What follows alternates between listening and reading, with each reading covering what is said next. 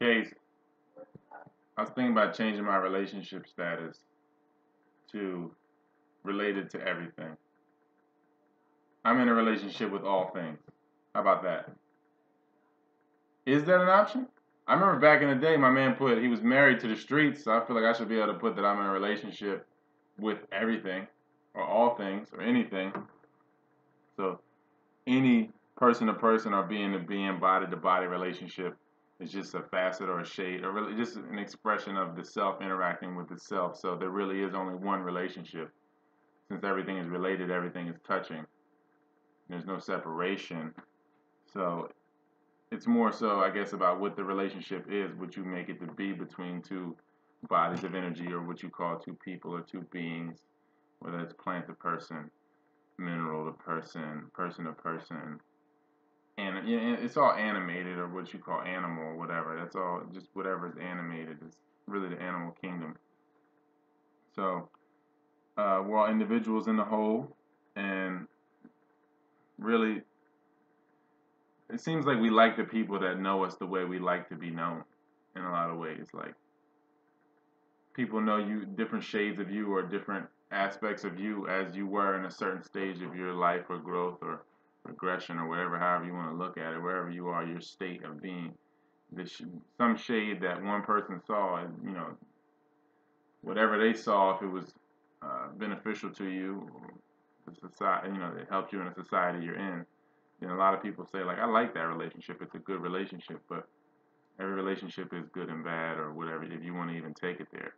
If you want to transcend duality, and realize that, you know, we're dealing with duality here and polarity, and there's nothing is good or bad, it just is. So, you know, you can look at it like that. You can look at it being in a relationship with everything. So everything is a relationship with self, self interacting with itself in different expressions. So your relationship status should be, there is only one. Relationships, there's only one. Nick Flair. No, but the timing or the junction of the collision with anything is perfect. And when it comes to the residue, it's always there. It's always an exchange between you and everything. But when the proximity gets closer, when we get closer, or the collision is of great impact, you know, we consider those more significant, and we harp on those a little more, and expand on those relationships. But you're in a relationship with everything, you know, and as soon as you give something a title, it kind of loses energy anyway. So, you know, you can be a father to anyone in a relationship. You can be a pupil to someone in a relationship. It's all to yourself. So you kind of, it's not about getting over yourself when it comes to that, being a student to life itself, or to the universe being the first university. You know, when it comes to that, you know, just getting over the false self, or the false sense of self. So in any moment, we have the capacity to be anything, to express any aspect of self. And so you can be a student, a father, a teacher. You could be the greatest. You could be the worst. You could be anything. There's nothing wrong or right with it. You know, it all balances out. The moment will always expose the balance in life, and the want deludes the moment. You know, it creates that illusion when we want to be somebody, or want to be something, because all you can be is it. You know, you are. So you know, you will be the true self, or you'll be the false self, and you know, you are what you eat, in the sense of what's flowing through you, what you're consuming in all the form, all the senses, all the levels of vibration, whether it's sight, taste, touch, whatever. I mean, it's all touch. It's all sense of touch. You know, vibration, vibrational residue, I guess you could call it, since it's all just one vibration. It's just, I guess, a collision between frequencies, or waves, wavelengths. That's all this life really is, if you take it to a basic level. So, let's see.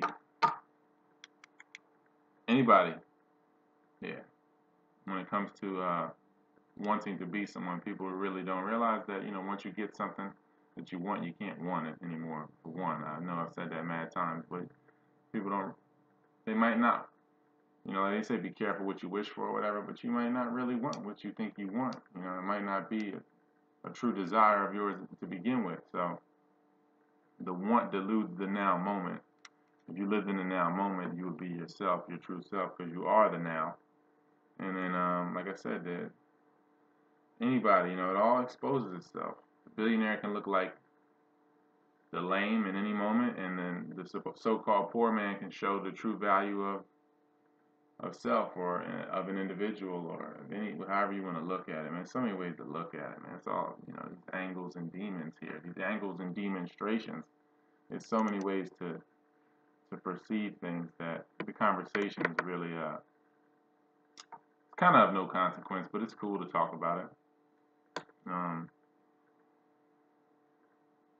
Yeah. So being who you want to be, or being who you are, or being the self and knowing that you're self, and you have all angles or all shades of self to tap into at any given moment to be anything in any level of any kingdom. So you can be the rock. It comes down to elements too at some level. By the way, who graduated elementary school knowing anything about the elements truly?